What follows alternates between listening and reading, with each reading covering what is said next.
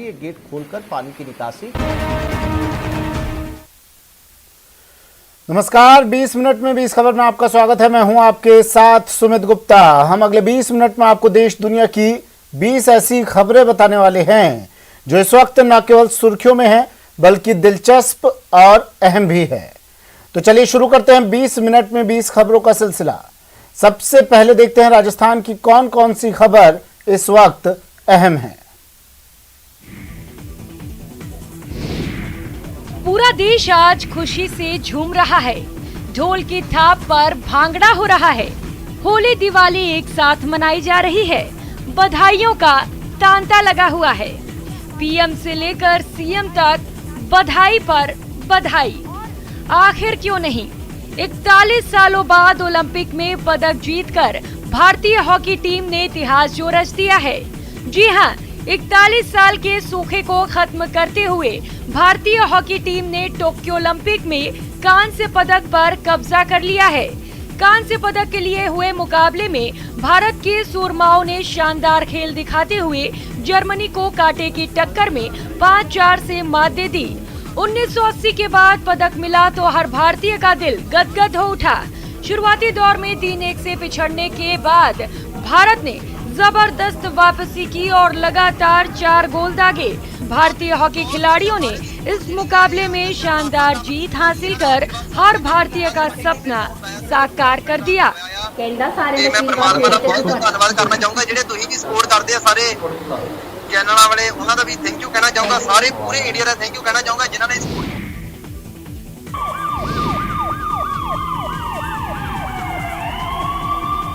Police की गाड़ी का सायरन सुनकर भागता आरोपी और उसे खदेड़कर पकड़ते कानून के रखवाले। तस्वीरें नागौर की हैं, जहां पुलिस ने एक पिकअप में भरे लाखों रुपए के अवैध डोडा पोस्ट जब्त कर लिए और 4 आरोपियों को गिरफ्तार कर लिया।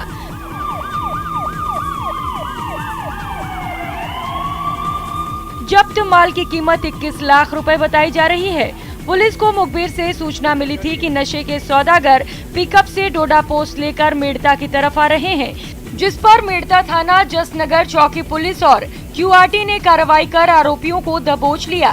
पुलिस ने पिकअप को एक्सकोर्ट कर कार सवारों को भी गिरफ्तार कर लिया।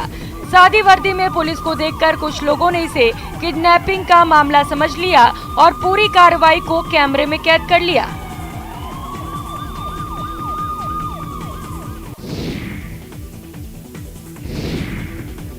दुकान में बिखरे पड़े सामान, पीठ पर गहरी चोट के निशान और सिर से पांव तक लहूलुहान। बेखौफ बदमाशों के खौफनाक वारदात की गवाही दे रहे हैं। मामला दौसा जिले के धनावड़ गांव का है, जहां बुधवार की रात बदमाशों ने शराब की दुकान पर धावा बोला। बदमाशों ने सबसे पहले दुकान के पास से ही 2 सेल्समैन को अपना निशाना बनाया और सरिये, चेन और चाकू से वार कर लहूलुहान कर दिया। फिर दोनों को बंधक बना लिया और उसके बाद देखते ही देखते शराब की दुकान से 8 लाख की शराब लूट ली। करीब 2 घंटे बाद काफी मशक्कत के बाद दोनों सेल्समैन ने अपनी रस्सियां खोली और शराब ठेकेदार के साथ साथ पुलिस को लूट की वारदात की जानकारी दी। 5-7 लोग आए और अचानक उन्होंने हमने हल्ला करा तो अचानक वो हमारे पास ऊपर नीचे चाकू हथियार लेके ऊपर पड़ गए। जो जबर से चाबी लेके दुकान खोल के पूरा माल ले गए। 8-10 लाख देसी और अंग्रेजी शराब दोनों मिलके। जोधपुर में वन विभाग के कर्मचारियों को शराब पार्टी महंगी पड़ गई। ये कर्मचारी घायल हिरण का रेस्क्यू करने गए थे, लेकिन रास्ते में ही शराब पार्टी करने लगे। इस बीच वन्यजीव प्रेमियों ने वन कर्मियों को शराब की बोतलों के साथ पकड़ लिया। मामला इतना बढ़ गया कि चारों वन कर्मियों को सस्पेंड कर दिया गया। मिली जानकारी के मुताबिक जोधपुर वन विभाग को सूचना दी गई कि एक घायल हिरण तड़प रहा है। वन विभाग के 4 कर्मचारी घायल हिरण को रेस्क्यू सेंटर में लाने के लिए मौके पर पहुंचे। वन कर्मी गाड़ी में हिरण को डालकर रवाना हो गए, लेकिन रास्ते में ही घायल हिरण की मौत हो गई। कहानी में ट्विस्ट उस समय आया जब हिरण की मौत के बाद चारों वन कर्मियों ने बीच रास्ते में ही शराब की बोतल खरीदी और पार्टी शुरू कर दी। लेकिन वन कर्मियों के पीछे पहुंचे वन्यजीव प्रेमियों ने चारों वन कर्मियों को पकड़ लिया और थाने ले गए। मामला बढ़ा तो सोशल मीडिया पर शराब पार्टी का वीडियो वायरल हो गया, जिसे देखकर वन मंत्री सुखराम बिश्नोई ने तुरंत एक्शन लिया और चारों वन कर्मियों को सस्पेंड कर दिया।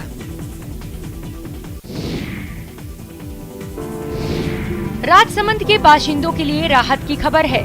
अब उन्हें भवन निर्माण स्वीकृति और सीवर कनेक्शन जैसे कामों के लिए दफ्तर के चक्कर नहीं लगाने होंगे। नगर परिषद में आमजन की सुविधा के लिए कई कार्यों को ऑनलाइन किया जा रहा है। ऐसे में न सिर्फ कार्यों में पारदर्शिता आएगी, बल्कि लोगों को अपने कार्यों के लिए नगर परिषद कार्यालय तक भी नहीं जाना पड़ेगा। वे घर बैठे या नजदीकी मित्र के पास जाकर अपने कार्य करवा सकेंगे। इससे उनके समय और धन दोनों की बचत होगी और अधिकारियों की जिम्मेदारी भी तय होगी। इसमें विशेषकर भवन निर्माण स्वीकृति है, नामांतरण है, ट्रेड लाइसेंस है, सीवर कनेक्शन है, 90A है और कई सेवाएं हैं जो नगर परिषद द्वारा दी जाती है। इन सेवाओं को पूरी तरीके से ऑनलाइन कर दिया गया है।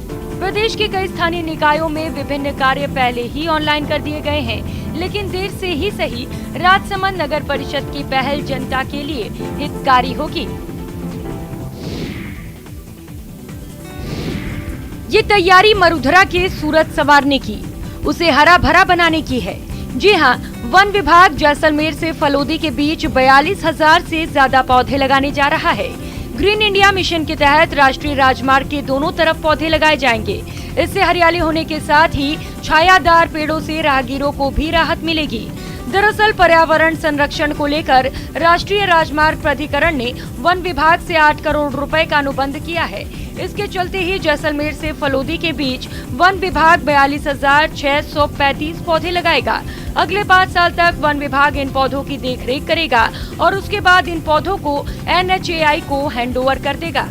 इस वर्ष ग्रीन हाईवे मिशन के तहत NHAI का ये मिशन है, उसके तहत हम जैसलमेर फलोदी नेशनल हाईवे के दोनों साइड में वृक्षारोपण करेंगे।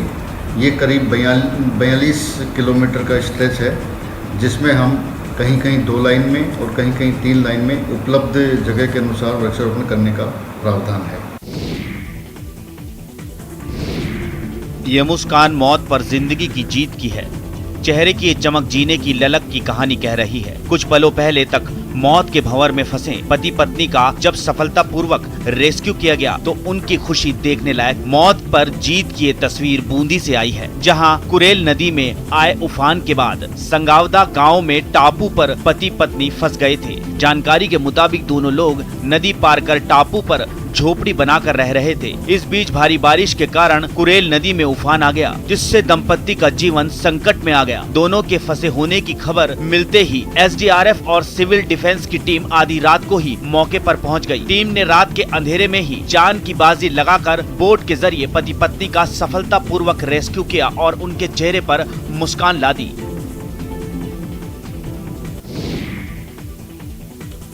और चलिए अब देख लेते हैं कुछ अन्य राज्यों की खबरें। शव की तलाश और पूछताछ करते पुलिस अफसर। तस्वीरें उत्तर प्रदेश के सहारनपुर की हैं। शहर का युवक आंध्र प्रदेश की युवती को शादी का झांसा देकर सहारनपुर ले आया। युवती ने शादी की जिद की तो उसे घुमाने के बहाने हथिनी कुंड बैराज ले गया और यमुना नदी में धक्का दे दिया। आंध्र प्रदेश पुलिस युवती की तलाश में सहारनपुर पहुंची। पुलिस ने आरोपी और उसके दोस्त को हिरासत में लेकर पूछताछ की तो उन्होंने पूरी घटना का खुलासा कर दिया। मिली जानकारी के मुताबिक कोतवाली मंडी क्षेत्र के मोहल्ला खाता खेड़ी का आसिफ झाड़ फूक का काम करता था और शादीशुदा है। पिछले दिनों आंध्र प्रदेश के विजयवाड़ा निवासी तस्लीमा की हैदराबाद में आसिफ से मुलाकात हुई थी। दोनों के बीच दोस्ती हो गई और फोन पर बातचीत करने लगे। कुछ दिन पहले आसिफ मनकाऊ निवासी अपने दोस्त तैयब के साथ तस्लीमा से दिल्ली में मिला और उसे कार से अपने साथ सहारनपुर ले आया। आसिफ ने जिले में कई स्थानों पर किराए पर मकान में तस्लीमा को रखा।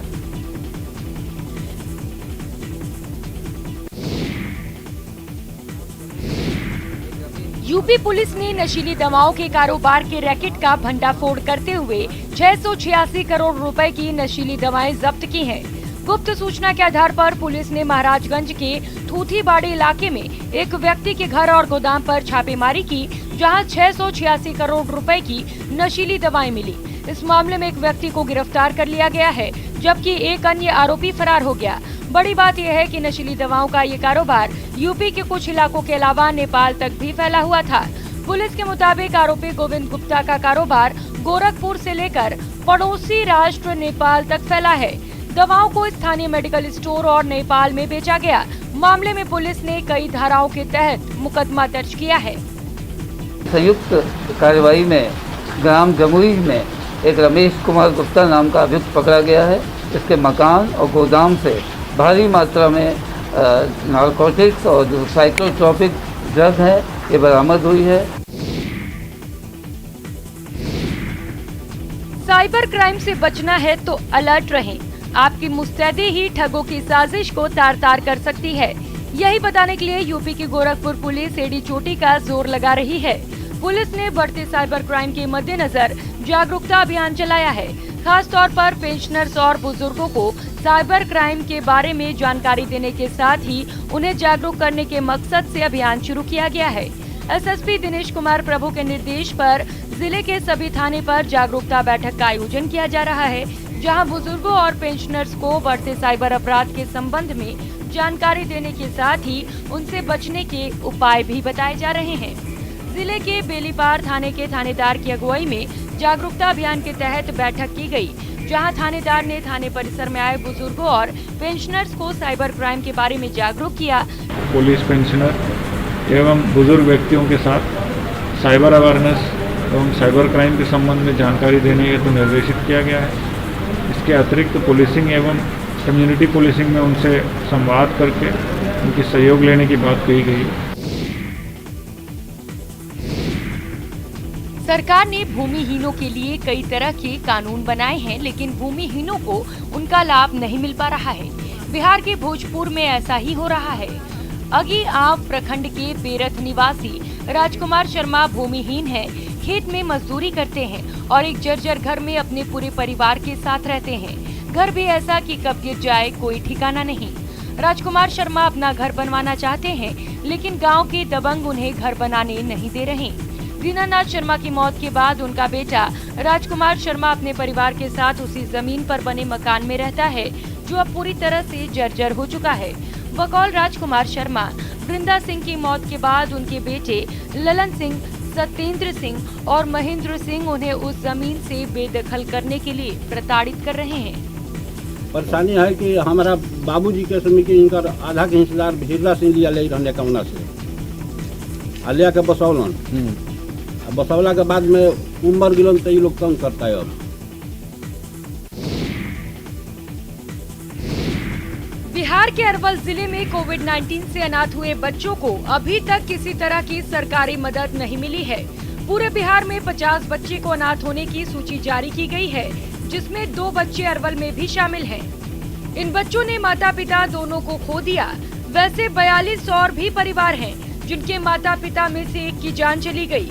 हालांकि सरकार ने कोविड-19 महामारी में वैसे परिवारों को सुविधा मुहैया कराए जाने की घोषणा की थी, लेकिन अब तक जिले में इन परिवारों को किसी प्रकार की सुविधा नहीं मिली है, जिस पर देश की सबसे बड़ी अदालत ने संज्ञान लिया है। अरवल जिले में इसकी लिस्ट जारी हुई है, जिसमें कुल 2 परिवार इससे प्रभावित हैं और अब तक इन परिवारों को सुविधा नहीं मिली है। ऐसे में सुप्रीम कोर्ट ने इनकी संज्ञान लिया है और इन्होंने आदेश जारी किया है कि जो भी परिवार कोविड जैसी वैश्विक महामारी में माता पिता को खो दिए हैं, उन्हें सरकार सहायता राशि शीघ्र ही पहुंचाया जाए।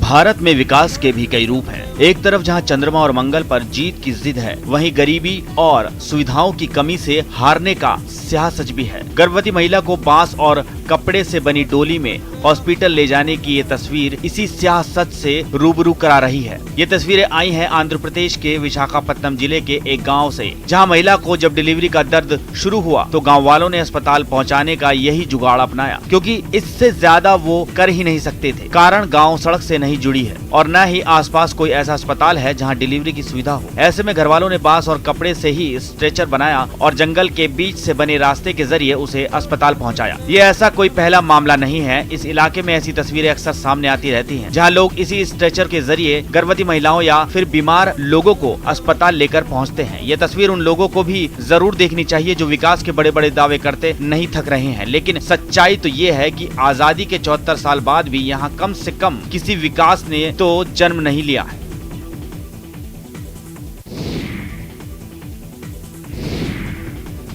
छत्तीसगढ़ में हाथियों का आतंक थमने का नाम नहीं ले रहा। वन विभाग की तमाम कोशिशों के बाद भी उत्पाती हाथी गांव में दस्तक दे रहे हैं, जिसके चलते ग्रामीणों में जबरदस्त दहशत है। आलम ऐसा है कि ग्रामीण उत्पाती हाथी से खुद को और खेत में खड़ी फसल को तबाह होने से रोकने के लिए रज्जगा कर रहे हैं। ताजा मामला धमतरी जिले का है। यहाँ एक दिन पहले आए 3 दंतैल हाथियों के कारण ग्रामीण खौफ के साए में सांस ले रहे हैं। फिलहाल तीनों दंतैल हाथी धमतरी और केरेगांव रेंज में घूम रहे हैं। तीनों ही हाथी नर हैं और ये उनका मेटिंग सीजन भी है, लिहाजा वो काफी आक्रामक हैं और बिना कारण किसी पर भी हमला कर सकते हैं। जहाँ से एंटर किया है उसके पॉसिबल जो पॉइंट में वो जा सकता है, वहाँ पे हम स्वयं विजिट करके स्टाफ को बता दिए हैं कि क्या क्या करना। रेंजर, दोनों रेंज के रेंजर लगे हुए हैं। जो फॉरेस्ट से एंट्री पॉइंट है वहाँ पे आग जलाने की तैयारी पूरी करके रख दी गई है। और चलिए अब देख लेते हैं अंतर्राष्ट्रीय जगत की कुछ खास खबरें। पाकिस्तान के पंजाब सूबे में कट्टरपंथियों ने हिंदुओं के एक और मंदिर को तोड़ दिया है। दिन के उजाले में मंदिर के ऊपर हुए इस कायराना हमले के कई वीडियो भी वायरल हो रहे हैं। इन वीडियो में कट्टरपंथियों की भीड़ मंदिर में तोड़फोड़ करती नजर आ रही है। पाकिस्तानी सोशल मीडिया यूजर्स के मुताबिक ये घटना पंजाब सूबे के रहीम यार खान की बताई जा रही है। पंजाब के भोंग शहर में मौजूद गणेश मंदिर में कट्टरपंथियों ने जमकर उत्पात मचाया। उन्होंने न केवल मूर्तियों को तोड़ा बल्कि मंदिर में लगे झूमर, कांच जैसे सजावटी सामानों को भी तहस नहस कर दिया। इस दौरान मंदिर परिसर में इन कट्टरपंथियों की भारी भीड़ मौजूद थी। बड़ी बात यह है कि पहले की तरह इस मामले में अभी तक कोई गिरफ्तारी नहीं हुई है। गौरतलब है कि पाकिस्तान में कोरोना वायरस लॉकडाउन के दौरान हिंदू और ईसाई लड़कियों का जमकर धर्मांतरण हुआ है। मानवाधिकार संस्था Movement for Solidarity and Peace के मुताबिक पाकिस्तान में हर साल 1000 से ज्यादा ईसाई और हिंदू महिलाओं या लड़कियों का अपहरण किया जाता है और फिर धर्म बदलाव कर इस्लामिक रीति रिवाज से निकाह करवा दिया जाता है। यूरोप के क्रोएशिया से डराने वाली तस्वीरें आई। वहां जंगल आग की लपटों में ऐसा घिरा कि फिर सिर्फ तबाही ही तबाही नजर आई, जिसकी गवाह त्रोगीर से आई ये तस्वीरें हैं। एकड़ के जंगल को अपनी जद में ले चुकी आग ने यहाँ का मंजर खौफनाक कर दिया। सड़क के दोनों तरफ जलते पेड़ों और उससे उठते धुएं का ये वीडियो लोगों को डराने वाला है। कई किलोमीटर का जंगल ऐसे ही धधक कर खत्म हो चुका है। बताया गया कि त्रोगीर के जंगल में ये आग सोमवार को भड़की और मंगलवार तक इसने सैकड़ों पेड़ों को अपनी जद में ले लिया, जिससे इतना धुआं हुआ कि उसने सारे आसमान को भर दिया। कई किलोमीटर दूर से देखी जा सकने वाली आग ने जंगल में एक फायर लाइन सी बना दी। लगातार भड़कती आग और धुएं का गुब्बार दमकल कर्मियों की कोशिशों को और चुनौतीपूर्ण बना रहा है। सरकार ने सेना की मदद से कई हेलीकॉप्टर और बेकाबू करने के लिए तैनात कर दिए हैं, लेकिन आग के आगे अब तक वो सब बेबस नजर आ रहे हैं। आसमान से कई गैलन पानी और आग बुझाने वाला केमिकल डाला जा चुका है, पर आग है कि बुझने का नाम ही नहीं ले रही।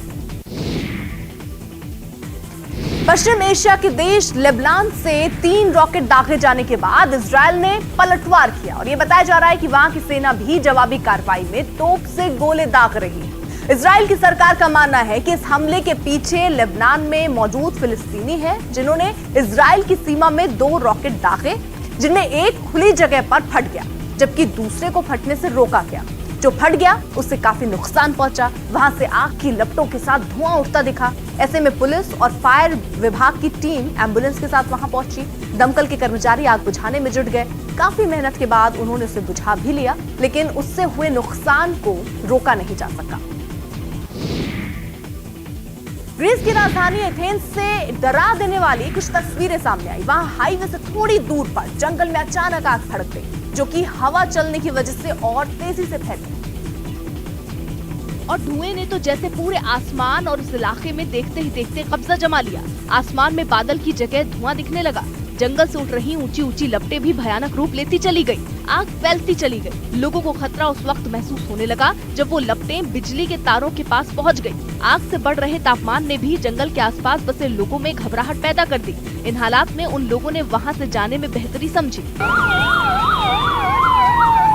परेशानी थोड़ी तब कम हुई जब आग बुझाने के लिए वहां 5 हेलीकॉप्टर और 5 विमान पहुंचे, जिन्होंने ऊंचाई से जंगल में पानी की बौछार शुरू कर दी। आग बुझाने के लिए इन विमानों और हेलीकॉप्टर ने कई चक्कर काटे।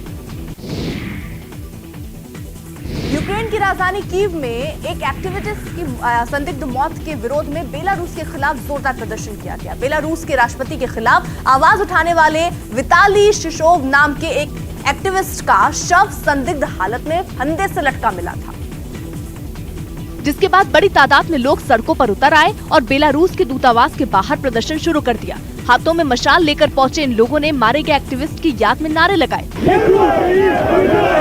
हाथों में पोस्टर और झंडे लेकर पहुंचे इन लोगों ने शिशोव की हत्या के पीछे रूस और बेलारूस का हाथ होने का आरोप लगाया और वहां के राष्ट्रपति अलेक्जेंडर लुकाशेंको के खिलाफ जमकर नारेबाजी की। प्रदर्शन में शामिल लोग विताली शिशोव की तस्वीर लेकर पहुंचे और बेलारूस के दूतावास के बाहर ही मोमबत्तियां जलाकर उन्हें श्रद्धांजलि दी।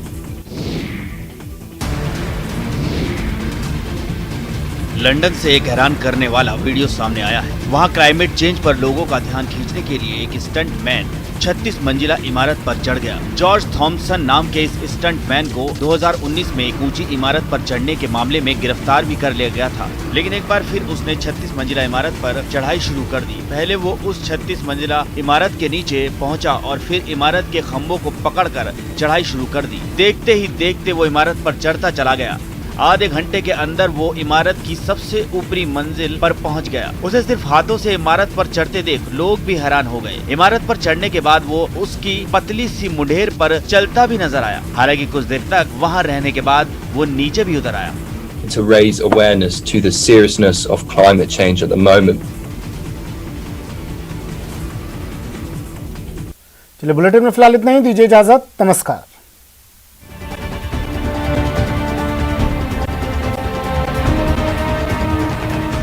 मुश्किल वक्त में किसानों के साथ कंधे से